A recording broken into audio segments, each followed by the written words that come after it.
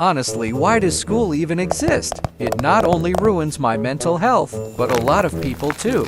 I liked my last grade a little more because, at least, it made me go to a better place like homeschool after an incident. But this year that doesn't happen. And this year is the same as last, but there's no way out. I hate school with a burning passion. It's not even a joke anymore. Why the fuck did it have to be 8 hours? It should have been 5. And why does it have to start at early 6? Like why? Honestly, school is like hell, but in real life.